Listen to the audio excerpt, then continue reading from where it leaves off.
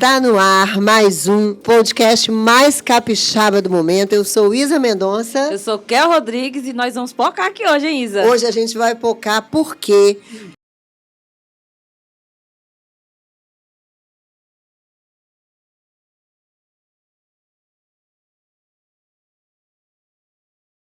olha, ela é arquiteta, ela é palestrante, ela é empresária e ela está aqui. Seja muito bem-vinda, Jaque Barros. Olá, um prazer imenso estar aqui e mais do que justo ser o programa mais capixaba e vamos estar aqui focando sim. Ah, gostei dela. E outra coisa, nada melhor do que quebrar também o estigma de falar que a gente não recebe bem, né? E estamos aqui com uma baiana retada. Você tá vendo? Né? E vamos nós juntar aqui, porque capixaba está cercada de boa vizinhança, né? Verdade. Bahia, Minas e Rio de Janeiro.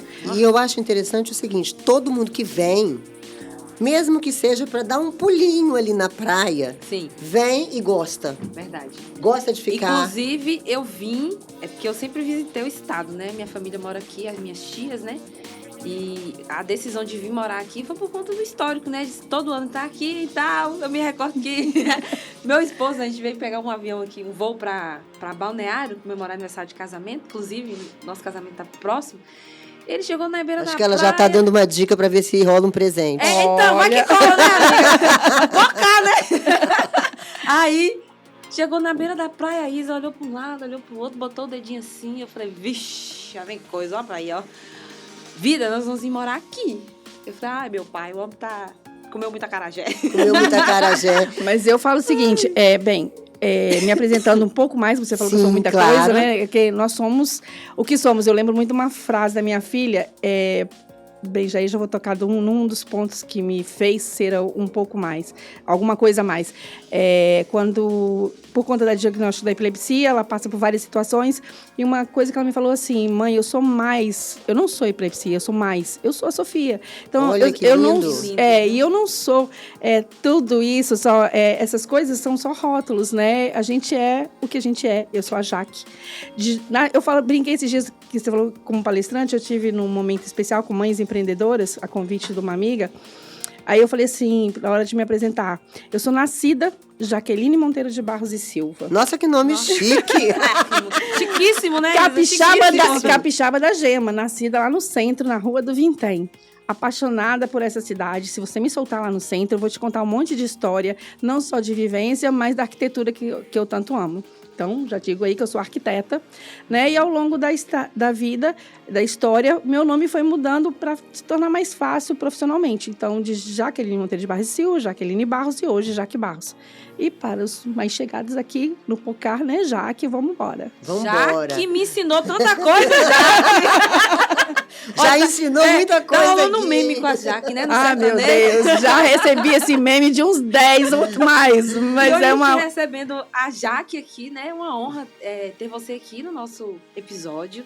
É saber que você é uma mulher, assim, multifaces, né? É verdade. Estilosa. Nossa, bonita. Já deu umas dicas pra gente dos já deu colares, umas dicas, né? de colares. Agora, Nossa. O que a gente estava falando ali nos bastidores, e a gente vai falar para quem está assistindo a gente, né? Para quem está nos ouvindo.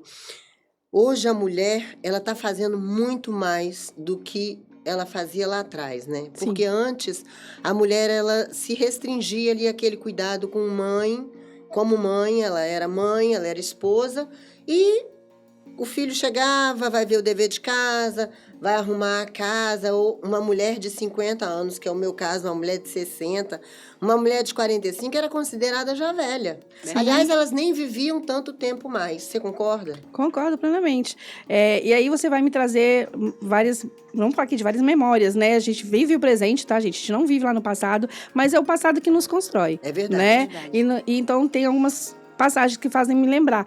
E você falando de tempo e de achar que pessoas com 40 anos eram senhoras, né? Eu me lembro lá no Salesiano, quando eu pegava o ônibus e via uma senhora e eu olhava assim, gente, com essa idade, porque falava que no 2000 ia acabar, né, o mundo. Tem eu falei assim, nos 2000, eu vou estar com 37 anos, não fiz as contas ainda rápido, não, mas assim, beirando isso.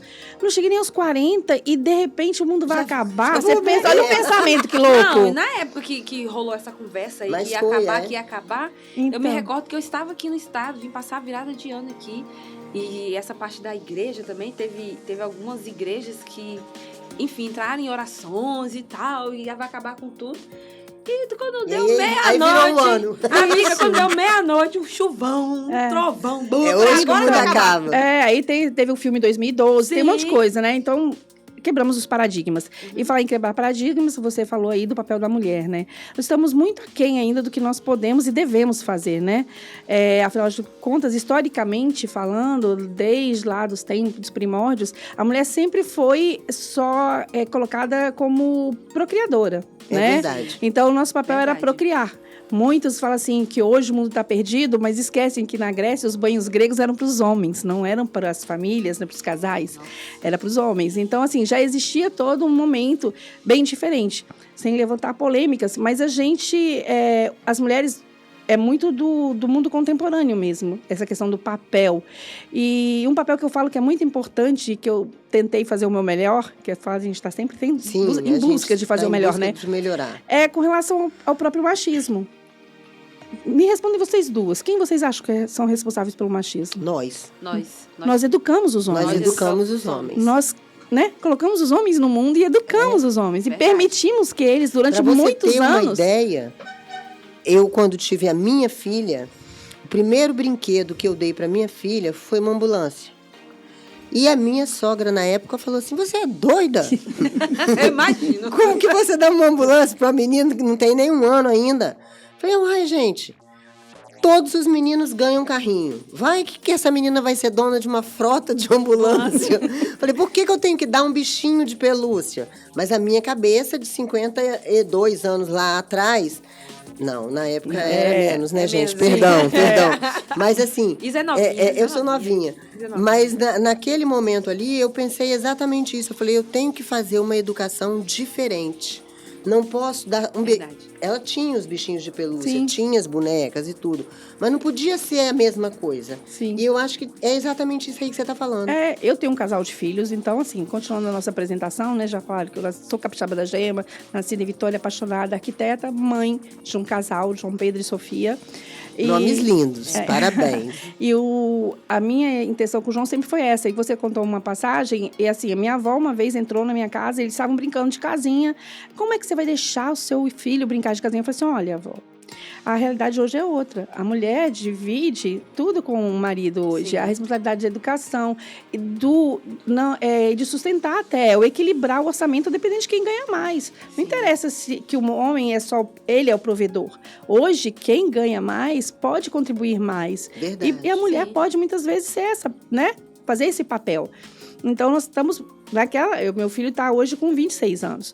Então, naquela época, quando ele estava com 5 anos... Você já tinha esse pensamento. Já falava isso, então ele deixava eles brincarem. Então, eles tinham uma oferta absurda de... A minha varanda era o playground deles. Então, tinha a casinha montada, tinha a mesinha para artes, com uma boa arquiteta, né? E apaixonada pela história, pela arte. Então, eu oferecia. Como eles também tiveram computador, que é uma outra coisa que eu sempre pontuo. Computador, celular... A culpa não é da criança. Não.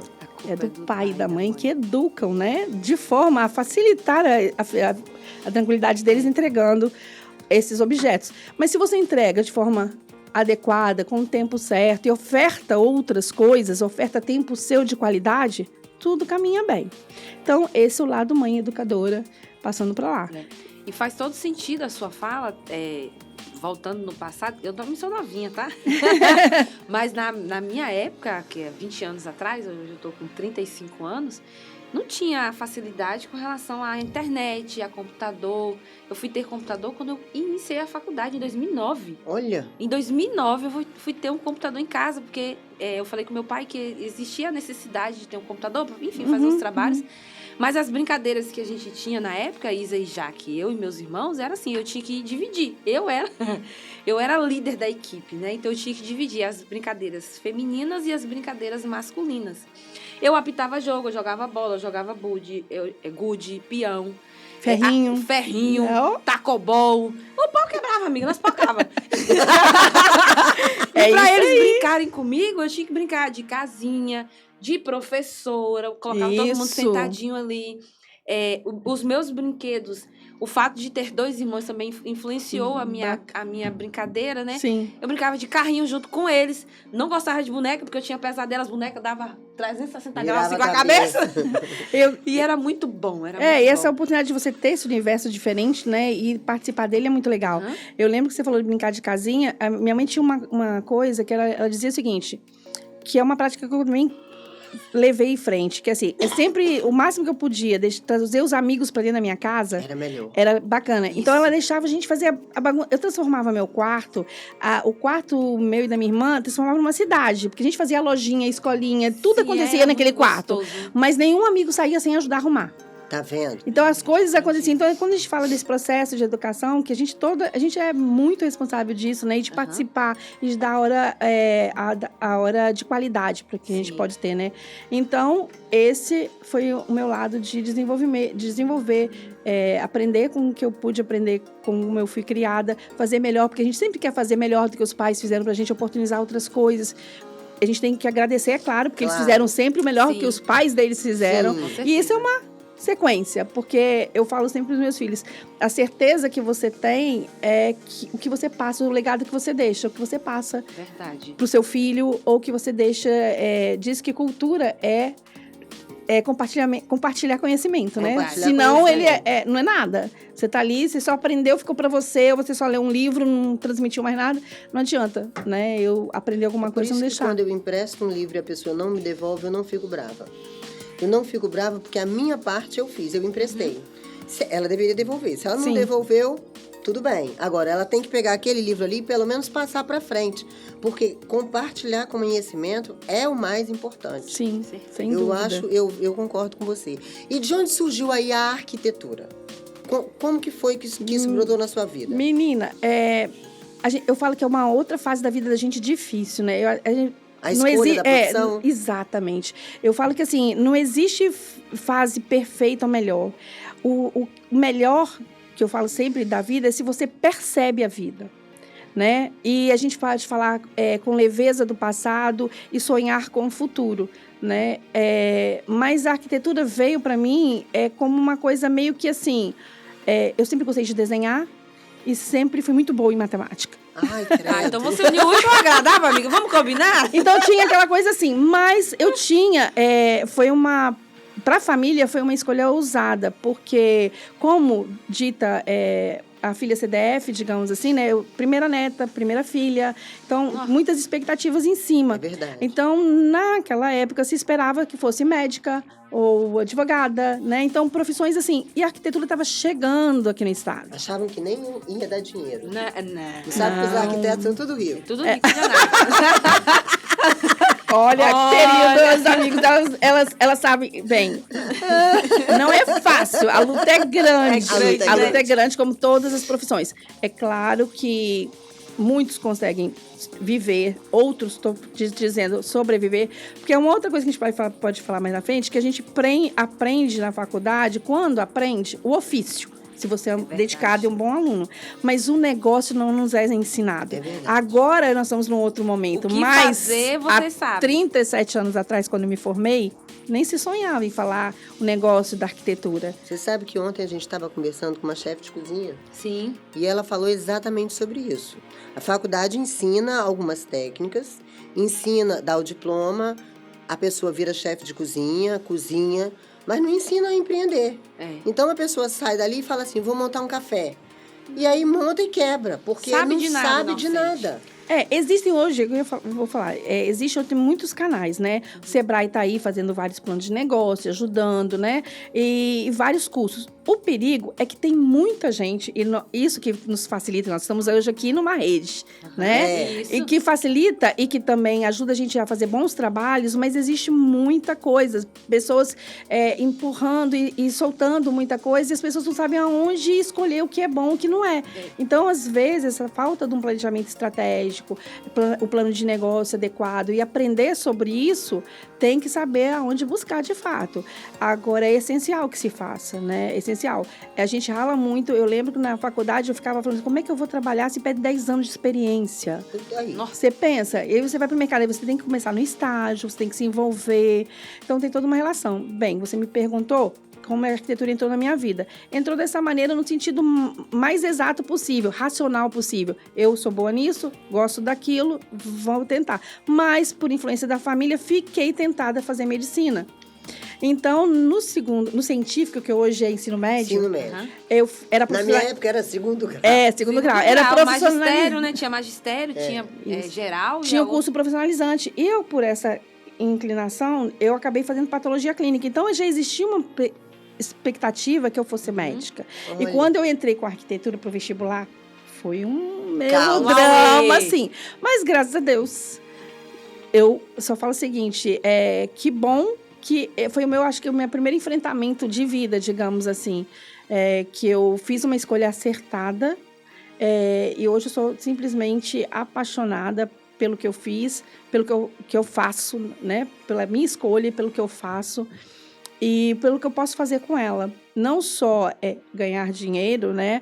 Mas ir muito além, como a gente vai falar, como, por exemplo, ter criado o Brechobra, que é o Brechó da Obra, e ajudar pessoas não só com projetos sociais, eu poder doar um projeto aqui, outro lá, mas também movimentar toda uma cadeia, né? Porque a gente vê desperdício, a gente vai pegar reforma, vai construir uma casa e vê coisas indo embora para o lixo, sendo que aquilo que é velho pode se transformar e ser útil e novo para outro. Você sabe que eu gosto muito assim, o meu apartamento é pequeno, ele tem 80 metros. E o apartamento do vizinho, eu tive lá na casa dela, né, minha amiga, ficou lindo. Ela contratou uma arquiteta. E assim, quando eu entrei na casa dela, não parecia que era o mesmo, que a gente morava no mesmo andar. Parecia que era maior. Eu falei, como é que Essa pode mulher isso? aprontou aqui, gente. Olha. Sabe? Ela jogou um espelho ali. Aquele espelho deu uma sensação, assim, de grandiosidade, sabe? Sim. Eu falei, gente do céu, por que eu não pensei isso antes? Aí, por exemplo, a cozinha americana. Uhum. Aí a cozinha americana, ela fez também de um jeito diferente. Olha, o mesmo edifício, no mesmo andar, era como se eu estivesse em outro apartamento. Sim. Aí eu falei, meu Deus do céu, a gente às vezes não dá valor ao que um arquiteto pode fazer. Pode fazer. Quando, na verdade, é o cara que tem que fazer, é você. E você está falando de um dos itens, de uma especialidade, né, da arquitetura, que é a arquitetura de interiores, né? O arquiteto, ele tem várias especializações, a gente forma em arquitetura e urbanismo, então a gente cuida da cidade. A casa e a rua tem todo o envolvimento do olhar do arquiteto, né? E eu falei que eu sou apaixonada pela arquitetura, já falei que eu gosto muito de história e de arte. E hoje eu falo muito, né? Eu, de vez em quando, tenho que falar assim, deixa eu falar. Deixa eu falar. Eu vou falar. Olha, você o dedo. Nós somos bons ouvintes. Então. Mas nessa fase toda, eu sempre fui muito introspectiva. Sempre gostei muito de viver dentro dos livros, dos filmes. Gosto muito de filme antigo, de musical e tudo também mais. Gosto.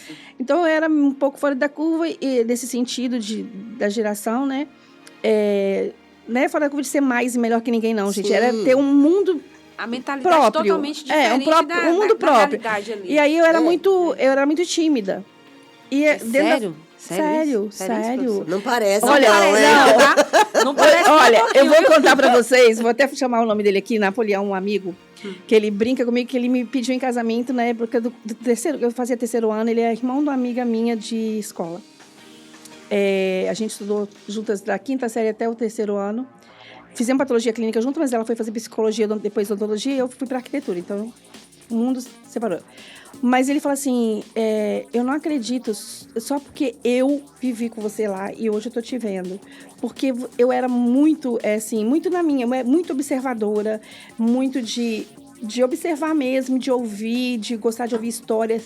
Na casa da família, então, que a minha família é de Mimoso do Sul. Então, a gente ficava assim, reunião dos primos em julho ou no Natal, Minhas tias e minha mãe contavam histórias dos bailes e tal. Eu adorava ficar ouvindo aquelas histórias, ouvir como era a cidade. Eu imagino ela aqui agora. Agora que a gente tá conversando, ela tá falando aqui, sim, né? Sim, então. E ela sentadinha só assim, ouvindo. Só ouvindo. Não parece a mesma combina, pessoa. Não combina, né? Não combina, não. Mas aí que tá. Hoje eu falo muito e tô aqui sendo provocada por vocês, mas tem a hora do ouvir. Porque Tem. pra fazer o que eu faço, eu preciso Precisa ouvir. entender o que ele Verdade. quer, né? Exatamente. A Que gente o seu precisa cliente muito saber ouvir, né? E ouvir direcionado, interpretar os sonhos, os desejos e ouvir as entrelinhas. Sim. Porque muitas vezes a gente vai na casa do cliente, ele fala assim, eu quero mudar, construir uma casa. Ou eu quero transformar, a gente também trabalha com corporativo e comercial, que é potencializar o seu negócio já na arquitetura. Como eu faço isso? Então eu vou lá, eu conheço o negócio do meu cliente, eu ouço o que ele quer, o sonho dele, e vou ouvir os colaboradores também, para que os colaboradores depois passem a trabalhar mais, melhor e feliz. E o meu cliente tenha maior rentabilidade. Então, a gente trabalha toda a arquitetura e precisa ouvir as entrelinhas. Porque uma coisa é o que você quer, a outra coisa é o que você precisa, e a outra coisa é o que não está funcionando, e eu preciso enxergar o que não funciona para dar soluções melhores, né? Entendi. Então, isso é muito importante. A percepção, o ouvir, o olhar, o enxergar, além do que. Isso sempre surpreender. Então, a gente acaba com isso transformando. Bem, para fechar essa historinha da arquitetura... que a gente tem, senão a gente vai ficar aqui, né? E eu sei que Tem muita coisa para saber. Eu sei que você tem outras entrevistadas, mas para fechar essa coisa da arquitetura, resumindo um pouco disso tudo e dessa paixão, porque eu falo que o melhor da arquitetura, para mim, é que a gente transforma vidas. A gente transforma vidas através dos espaços projetados. Seja ele uma casa, seja ele a rua, a praça, ou o escritório, ou a indústria, ou o comércio, porque as relações das pessoas acontecem nesses espaços. Verdade. Né? Então, todo o que esse espaço provoca no comportamento das pessoas é real e direto. Então, quando a gente vê que a gente tem essa influência e saber fazer isso, e ter o retorno depois, eu adoro receber feedbacks 6 meses depois, ou voltar na casa da pessoa, ou no escritório da pessoa e falar assim... tá toda feliz. Tá funcionando. Nossa, antes eu vendia tanto por semana, hoje eu tô vendendo tanto, porque mudou a luz, sabe? Da vitrine, porque mudou a luz da vitrine, porque mudou o vidro, porque mudou um detalhe, ou porque mudou o fluxo, porque agora fulano que estava longe do ciclano tá perto dele e a coisa foi. Você sabe que trabalhei em algumas redações e aí eles fazem aquelas baias, né? São ilhas. Uhum. E aí eles colocam ali a mesinha, a gente senta com o computador, o outro aqui do lado, o outro de frente pra gente. Por um período de tempo, aquilo foi muito legal. Era moderno. Hoje, no último que eu trabalhei, aquilo era péssimo. Por quê? Porque, assim, você fica, de certa forma, sem privacidade. Às vezes você tá procurando ali, tem que fazer um material que o seu chefe quer que só você saiba. E por mais que você não olhe o que o outro está fazendo, existe uma divisão pequena, você consegue ver o que ele está fazendo. Então, assim, eu fico pensando... e tinha outro detalhe, as tomadas, né? As tomadas aqui, então, eu me mexo muito, eu me assento, eu me ajeito. Aquilo me incomodava, eu falei, meu Deus do céu, não é possível. O arquiteto que veio aqui não viu isso, mas foi o que foi pedido para ele. Sim, né? sim. Quando o arquiteto tem esse olhar que você tem aí, de observar, ele pode chegar...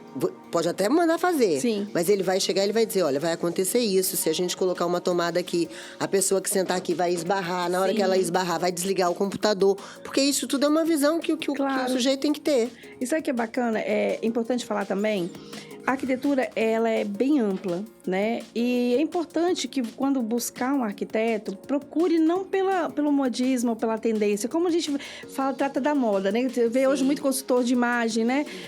Você se vestir de você mesmo, não é isso? Ter sua própria característica, sua própria identidade, porque onde você passar, as pessoas vão lembrar de você. Vão se lembrar. Do seu gosto, do seu jeito. Por exemplo, você lembra muito a minha avó. Sério mesmo, eu tô olhando pra ela, lembra muito a minha avó, a mãe da minha mãe. Só que a minha avó nunca ia usar um corte de cabelo como esse. Então, a referência que eu tenho... O espírito, o jeito. É o jeito, entendeu? O físico, a forma de se expressar é muito marcante. Eu tô olhando pra ela aqui e vendo a minha avó. Minha avó não ia usar um corte de cabelo desse, mas o jeitinho de falar, né? Essa... É porque a Jaque é uma mulher moderna. Exatamente. Então, por exemplo, eu já tive um corte de cabelo curtinho.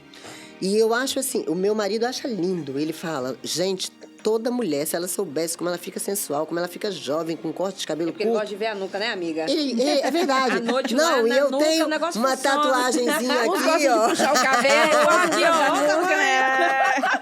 E eu Aí acho que bonito mesmo esse corte de É. cabelo curtinho, assim. Eu acho que fica atual, Sim. Atual. moderno. E pra área de atuação dela, faz todo sentido. Sim, fazendo a correlação e reafirmando isso, né? Então, assim, tudo tem seu tempo e sua hora. Sim. E é importante que você seja você. Na hora de buscar o profissional da arquitetura, porque a tendência e a moda passam. E você vai morar naquela casa e você tem que fazer a rentabilidade do seu negócio e buscar especialistas. Então, assim, aqui na nossa cidade ainda tem muito escritório, muito que faz de tudo. Então, quando você busca alguma coisa que você queira ter um resultado real e final, é Buscar um importante o especialista, né? Então, isso é uma coisa legal. E agora, não falar do corte, então vamos falar de outras coisas, já que a gente vamos direcionar essa mudança daí, porque, como eu falei, tudo tem seu tempo. E tem duas coisas nesse corte. Tem o corte e tem os brancos, né? Afinal de contas, eu sou a Mil. Eu falo que eu sou a Mil pela hora do Brasil. 380. Mas agora me responde Eu sou uma a Mil pela coisa. hora do Brasil. O cabelo branco foi na pandemia, antes você pintava, ou você assumiu na pandemia? Então, eu vou contar essa história pra você. Meus cabelos eram pretos, tipo carvão. Tipo assim? Tipo assim. Preto, onde chegar a gente parar assim e perguntar o que minha mãe usava de shampoo e minha mãe lavava meu cabelo com sabão de coco. Olha. Então, era Tá aí, desse ó o tempo. segredo, amiga. Ó o segredo, vendo? sabão de coco. Mas sabão de coco seca e depois tem que usar um condicionador, creme. que era um tal do condicionador que eu nem lembro o nome. Então, deixa Qual pra ainda, lá. amiga? Desse Qual creme. Deixa pra lá. Mas, na minha primeira gravidez, meu cabelo branco começou a aparecer. Então, foi muito nova, mas eu tive... eu optei por ser mãe mais velha. Então, meu primeiro filho eu tive com 34 para 35 anos. E aí, começou a aparecer os cabelos brancos e não pintei por causa de gravidez. Logo em seguida, tive o segundo, 1 ano e meio depois. E lá pra frente, quando começou a dar mais, eu comecei a tal história da rena e depois coisas que... A gente vai né? testando. Aí eu fui pintando e aí uma coisa que eu levei foi assim... Aquela coisa de personalidade. Eu não queria ir pro cabelo preto pra loura. Eu falei, não quero loura, não quero. Vou arrumar uma cor que me... Aí eu fui caminhando pro castanho avermelhado. Fiquei ruiva, ou vermelha. Pintei esse cabelo como uma maluca doida. Mas sempre curtiu? Doida boa. Não. Grande. E aí, minha família tem alopecia genética. Aí, meu cabelo foi rarificando também e piorou com a tinta. Né? É Com a produto tinta químico, foi A piorando. química. Aí, na pandemia, eu fui diminuindo um pouco da questão da química e... Antes da pandemia ainda, teve um outro episódio que eu me separei aos 55 anos. Que é uma outra coisa, né? Recomeçar. Gente, Recomeçar. nossa. Depois de 32 anos de relacionamento. Então, assim, é um recomeçar de novo. Então, a gente tá falando, assim, de muita coisa ao mesmo Muita tempo, coisa. né, gente? É a vida da Nossa, mulher, é a né? vida da É a mulher. vida da mulher. E como é que Voltando foi no esse início, recomeçar? no início. Então, né? foi esse... A gente fala o seguinte, que recomeços são necessários, né? Eu comecei arquitetura, fui sócia de... sempre trabalhei para mim mesma. Fui sócia de uma decoradora e adoro trabalhar em parceria, 20 anos. Quando a gente começou, ela quis ter mais o lado de cuidar do filho dela e foi ter menos instabilidade. Ela foi para um outro ramo, ela hoje trabalha na área pública. E eu tive uma loja planejada, eu não estava preparada, fechei a loja e fiz... como é que fala, gente? Trabalhei home office, sozinha. 2 anos. E acabei com 30, quando a gente fez festa de 30 anos de formada, eu reencontrei uma colega da nossa gente, fez uma casa, eu já fazia casa cor, eu fiz a primeira casa cor, fiz umas, não sei quantas edições eu fiz, mas eu fiz umas tantas. E aí, né, na festa de 30 anos da arquitetura, a gente juntou um grupo, porque as primeiras turmas, minha turma estava fazendo 30 anos. As turmas que formaram primeiro, que foram 2 ou 3, formaram 2, 3 pessoas só, porque era o início de tudo, era muito difícil. Então, a gente fez a festa do mais ou menos 30. Quem formou antes e quem formou depois 2 anos da gente, porque circulou na faculdade ao mesmo tempo.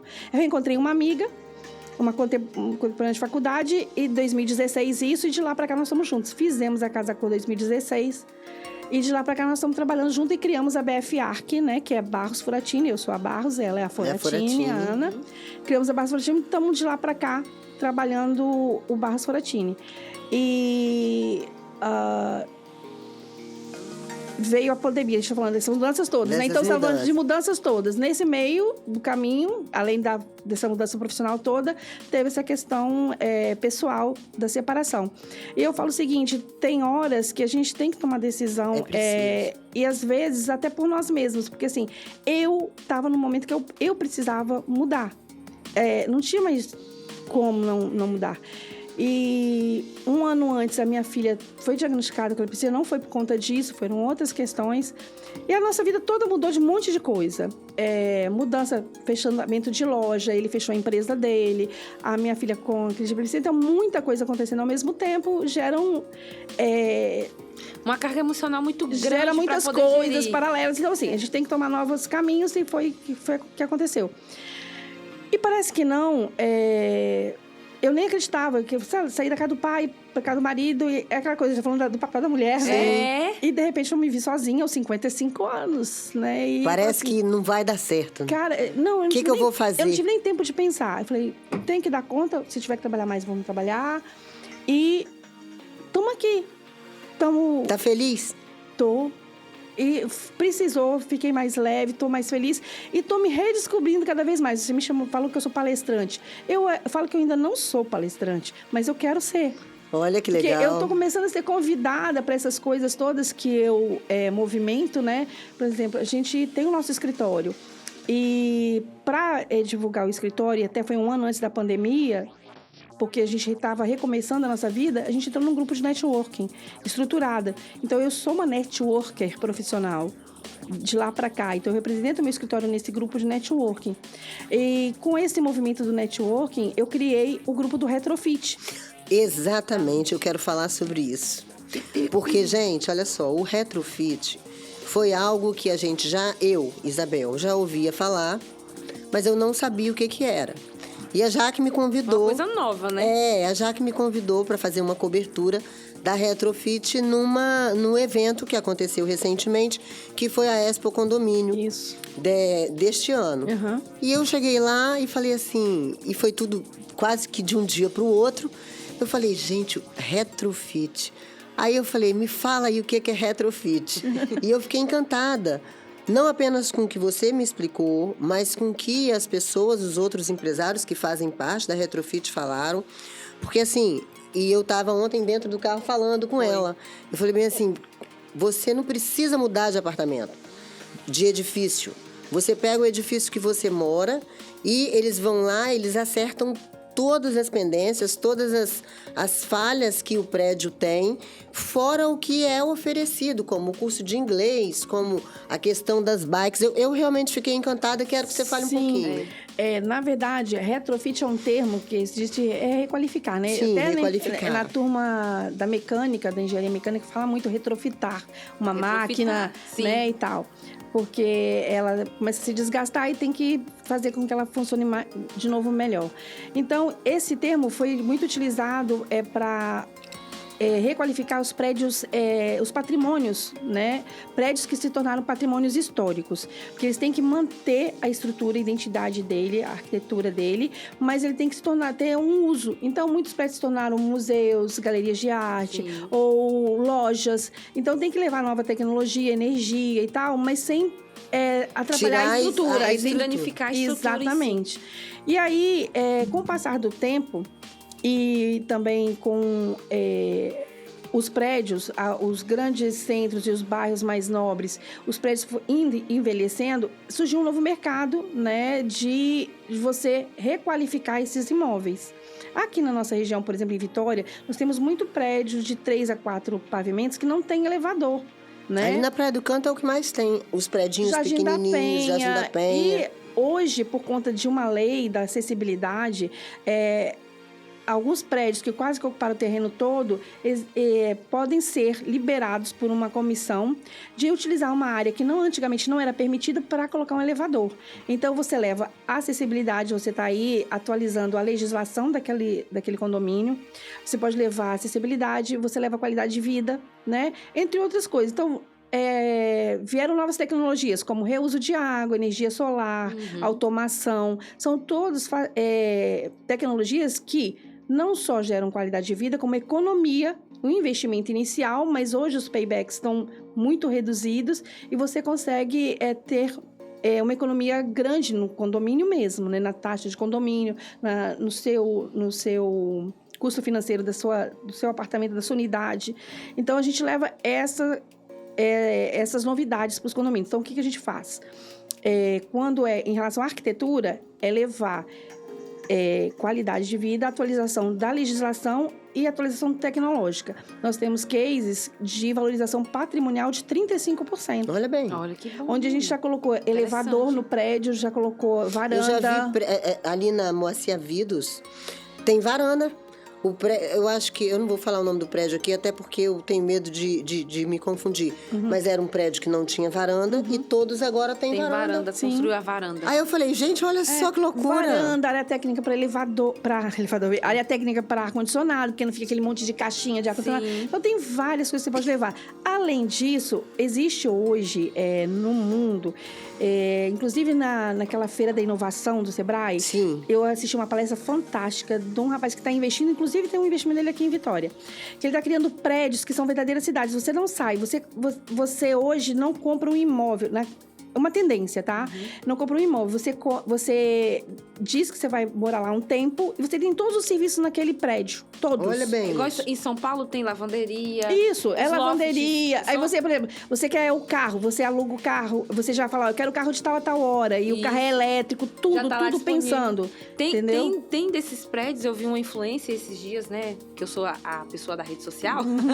E ela ficou uma semana em São Paulo, porque elas estavam numa feira de moda. Foram, enfim, trabalhar lá. E elas ficaram em um prédio igual a esse, um loft. Sim. Aí tinha camareira, tinha lavanderia. E o custo-benefício é muito melhor. Você tem o aluga tudo. É aquela questão de você, assim, o patrimônio não ser uma coisa pessoal, ser de uso. Você vai, como você é uma pessoa que o seu trabalho te leva a viajar muito, é uma coisa bacana. E o que a gente tem feito? Além desse retrofit de arquitetura, a gente se associou no nosso grupo, por conta do grupo do network, né, estruturado, a gente está levando serviços também. Que aí entrou o inglês delivery, entrou o bike, porque aí a pessoa pode agendar um dia, aí o pessoal da bike vai lá e faz manutenção de todas as bicicletas Olha que no bacana. condomínio. No condomínio. Olha que legal, Você não precisa Não sair. tem aqueles mercadinhos que você pode colocar? Então, Sei. agora também tem outros serviços. Você pode falar assim, quero fazer inglês, tenho 2 filhos e um amiguinho do meu filho. Você pode reunir ou num salão de festa ou na sua casa e o inglês vai lá, o professor vai até você. Então, você não fica aquele corre de agenda, de levar pra lá e pra cá menino, entendeu? Sim. Então, a gente tá agregando alguns serviços que levam mais qualidade de vida pro condomínio também. Totalmente diferente dos condomínios em si hoje, né? Porque hoje em dia, por exemplo, no condomínio onde eu moro, tem a área de lazer, que é a área de churrasco, mas para utilizar eu tenho que pagar uma taxa. Tem um salão de festas, mas se eu quiser utilizar eu tenho que pagar uma taxa. Tem o playground da criança, a gente não paga taxa. Tem a piscina, mas é limitada a convidados. Por exemplo, se eu tiver com 5 pessoas lá, eu não posso levar a cesta. Não pode tomar banho na piscina. Tem o segurança. Não, meu não tem nessas coisas, não. Eu acho que é tudo uma Eu questão acho de... que cada condomínio Eu tem entendo um... o seguinte, que cada condomínio ele tem um regimento interno. Sim, né? sim, Dentro desse sim. regimento, dentro da administradora do condomínio, lá tem as suas regalias e tem as suas obrigações. Mas o que ela falou aí é uma coisa muito inovadora. Inovadora, muito legal. Muito legal. E aí a gente tenta facilitar, porque hoje em dia tá o corre-corre. E aí você começa a gerar um tempo de sobra para você ter Sim. qualidade, para você se dedicar à família, né? Se você não vai mais correr para lá e para cá e vai até você vai ter um tempo a mais de sobra. E a gente fazer administração do tempo é tão difícil hoje em dia, né? É difícil. Eu tava conversando esses dias que... Eu até fiz uma postagem no meu Instagram falando sobre isso. Que tempo e espaço me fascinam. Então, eu falei assim...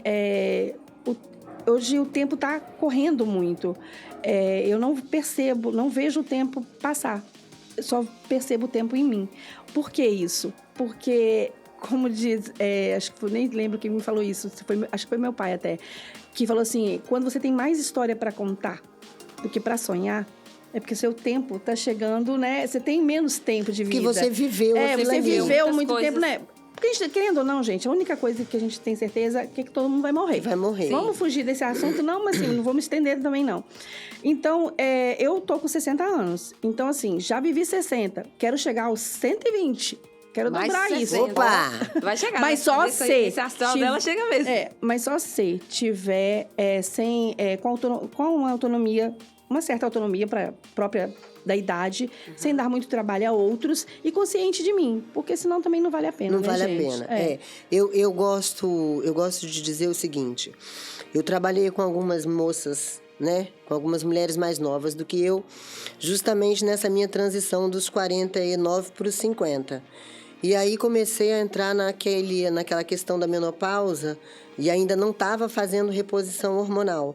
Então, claro, né, não são todas as mulheres que passam por isso, mas tinha um dia que eu tava morrendo de calor. Pelo amor de Deus, o ar-condicionado no talo e eu assim me abanando toda e uma virou pra mim e falou assim, é menopausa. Ah, menina, aquilo me deu um ódio. Eu falei bem assim, rapaz, se você chegar na menopausa bonita que nem eu tô, vai ser ótimo pra você, porque você pelo menos vai estar viva. Porque se eu estou passando pela menopausa, é porque eu estou vivendo até aqui. Porque para o ser humano só resta uma coisa. Ou você vive a menopausa e é uma outra fase da vida da mulher, ou você já morreu. Sim. Então, assim, eu tô Não sentindo... tem como viver sem passar não por tem. isso. A pessoa Eu viva tô tem que sentindo passar. esse calor, que agora eu não sinto mais, porque depois que eu comecei a fazer reposição, realmente reposição hormonal é vida, para mim foi. Eu consegui entender que eu posso não reproduzir, né? Deixei a minha fase de reprodução, não vou ter filho mais. Mas como você, eu tô fazendo muito mais coisa do que quando eu fazia quando eu era nova. Quando eu tinha meus 20 e poucos anos. Quando tinha mais Que eu devia de ter até mais disposição, mas eu não tinha o pique que eu tenho hoje para fazer o tanto de coisa que eu faço durante o dia. Ontem, eu passei o dia todo gravando, ela também. Quando foi de noite, ela estava num evento, eu estava em outro. Então, assim, cheguei em casa, era 22h30. E hoje também vai ser a mesma coisa, e eu acredito que com você também, você lá na feira, aquele dia andando de um lado pro outro, falando, vem cá, fulano, vem aqui dar uma entrevista ativa, aqui. né? Totalmente ativa. Você tá entendendo? Isso é muito bacana pra gente. Sem dúvida. É bonito sem de dúvida. ver, né? É bonito de ver, porque tem mulheres que elas não empreendem, elas não trabalham fora de casa, elas só têm a casa e os filhos para tomar conta. Estão sempre cansadas. E são sempre cansadas, indispostas, não cuidam de si mesmas, né? Não trabalham a autoestima e ainda critica a mulher que está envolvida em tudo e na frente de tudo. Nós temos que cuidar disso, né? E é a tal da sororidade, né? Que se a gente for pegar também, é outro assunto muito interessante e importante. A gente começar pensar, eu vou voltar lá no início, a questão que nós educamos os homens de uma maneira e a gente tem que começar a educar nossas filhas também de outra maneira.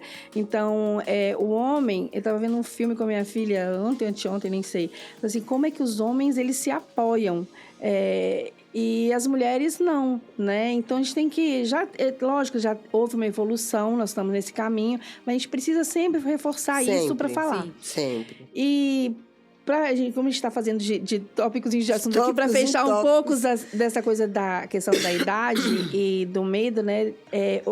Fala-se muito hoje, por exemplo, que antigamente era proibido, era falta de educação perguntar a idade da mulher, né? É verdade. Hoje em dia a gente adoro falar a minha idade. Exatamente. Hoje em dia até é luxo, a mulher não tem. O perigoso hoje é perguntar o peso, né, gente? Não, isso a gente não coloca em questão. Então, né? Então, assim, a gente ganha uns quilos, ainda mais na minha idade, assim, porque, nossa, ó, e altos e baixos, mas assim... Quantos quilos você tem? Excesso de gostosura. Você já viu avião decolar sem pneu? Mas é importante falar que a gente, o que você falou, valorizar a autoestima e que tendo saúde é o que importa, né? Tendo saúde é o que importa. E falar dos medos que você falou, de ter medo da morte, eu quero falar de um outro medo, se vocês me permitem, já que a gente está falando das já questões. Que fala tudo. Com relação ao medo, dentro dessas coisas todas da minha vida, no momento que eu estou vivendo agora, a gente já falou da arquitetura, de mãe, do retrofit e do brechó, da obra, né?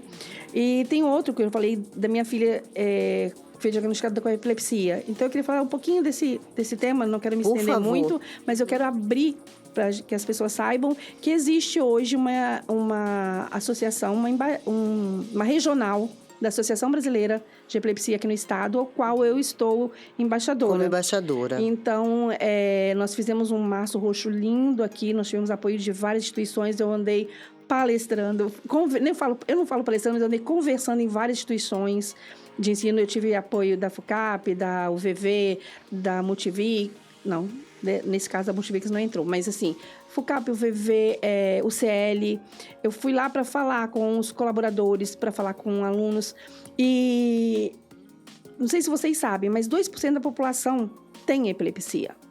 E então, se você pensar nisso, 80 mil habitantes do Espírito Santo têm epilepsia. A cada 3 autistas, 1 tem epilepsia. Então, assim, é muito. E epilepsia pode não provocar diretamente grandes consequências, desde que ela seja tratada ou cuidada, mas tem sim 4 riscos de morte. Então, é bom se falar e precisamos falar cada vez mais. Com certeza. E a epilepsia é pouco falada, principalmente por medo. É sobre isso mais que eu queria falar. Preconceito, eu acho também, né? O medo, porque o medo, eu falo assim, tudo que é desconhecido causa estranheza, né? E causa também oportunidades àqueles que querem se apropriar e usar, de alguma forma, a informação. Então, você não ter o conhecimento, as pessoas usam muito. Então, usava-se na Idade Média a questão das pessoas que tinham epilepsia e não se sabia diagnosticar, que aquilo era coisa do demônio, né? Então, aquela caça às bruxas. Muita gente morreu, né? Muitos gênios também, que a gente sabe de hoje, disso eu listar aqui para vocês, tiveram epilepsia. Então, é importante que a gente fale, epilepsia não é coisa do demônio, epilepsia não pega. Então, se você vê alguém tendo uma convulsão, que é apenas um dos tipos de epilepsia, é você ter a convulsão. Se você vê alguém tendo convulsão, apenas, a gente fala assim, use a calma. Primeiro, você vai proteger a cabeça da pessoa, segurar, virar ela de lado. Não, por favor, não coloque um dedo na boca da pessoa. Você corre o risco de ficar sem dedo ou ainda fazer com que a pessoa desloque o maxilar ou quebre um dente, alguma coisa nesse sentido. Então, proteja a cabeça da pessoa. Separa tudo que está de perto dela que ela possa se machucar. Pede alguém para contar os minutos. Se tiver mais de 5 minutos, tem que chamar a ambulância. Antes disso, não precisa. Se ela voltar com 2 minutos, ela vai... Você fique do ladinho para ela voltar e peça se ela tem indicação de alguém. Ou antes disso ainda, você busca nas coisas dela se ela tem alguma identidade para você ligar para uma pessoa da família. Porque normalmente a pessoa que tem convulsão, quando ela volta da convulsão, ela não tem memória recente. Então, ela precisa de um tempo maior para ela saber onde ela está, o que aconteceu e tudo mais. Então, a gente precisa desmistificar. Epilepsia é simplesmente uma questão química física do nosso organismo, é uma descarga elétrica no cérebro, descompensada. Então, não tem nada disso de coisa do demônio, não tem uma doença que pega nem nada. Mas que se não for cuidada, a pessoa que tem uma crise pode morrer afogada, pode ser atropelada, pode bater a cabeça, como minha filha já bateu no banco, num degrau. E hoje ela tem um amigo da vez, então ela não vai para uma festa, porque ela pode passar mal, as pessoas podem achar que tá bebendo e tal, e ela Entendi. Pode ter socorro, não pode ir pra praia, pode se afogar. Então, isso é uma coisa que pode acontecer. Outra, se ela tiver várias crises repetidas com mais de 5 minutos, correr o risco também, então a gente orienta isso. E, além disso, tem a morte súbita, que nem... Você já ouviu falar de morte súbita para bebê? Que bebê que dorme? A epilepsia, às vezes, causa isso, porque às vezes tem crise noturna e aí não tem um socorro. E ninguém viu. E pode ter. E a falta da medicação.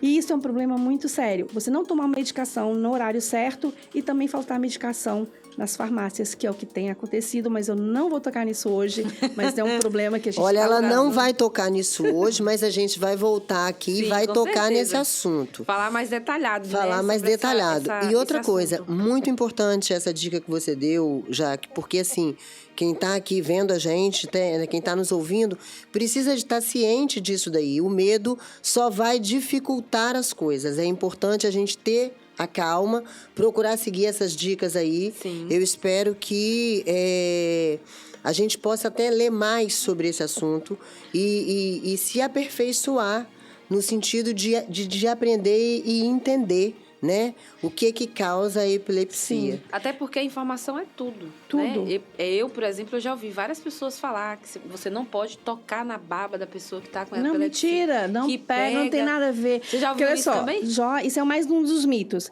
Não existe. Gente, vou repetir. Epilepsia é uma descarga elétrica no cérebro descompensada. Aquela saliva que sai é porque a pessoa não está tendo ainda domínio, então ela vai salivando, não está engolindo. Então, por isso que tem que virar de lado para ela não sufocar com a saliva, para que a saliva saia, tá? A língua não enrola. Não tem isso de a língua enrolar. E às vezes sai sangue, por causa do movimento da descarga, ela morde a língua. Minha filha já tirou pedacinhos da língua dela. Então, assim, são essas as coisas, mas a baba não pega. Não tá, a doença tá lá dentro do cérebro, não tá nada fora. Isso é uma consequência de como a pessoa reage, né? Por conta do que ela tá sofrendo naquele momento. É a falta de informação que faz total, a gente total. propagar isso. Tem o Instagram da Associação Brasileira de Epilepsia, Espírito Santo. Então, lá tem tudo sobre os mitos. Tem dúvida, pode procurar lá, que a gente está lá para acolher e para direcionar para melhor orientação. Tá bom? E acho que é isso. Eu queria muito falar só que existe isso. Então, isso é mais uma coisinha que eu assumi e que tem me enriquecido. Ela falou uma coisinha assim que já que, olha, que tem me enriquecido, né? tem me enriquecido muito, conhecido pessoas lindas, pessoas que precisam. Aliás, assim, tudo da vida da gente, é o que eu falo, né? Tem um perceber propósito, o momento, né? perceber a vida. Tem um propósito. Se a gente percebe, a vida simplesmente não passa, né?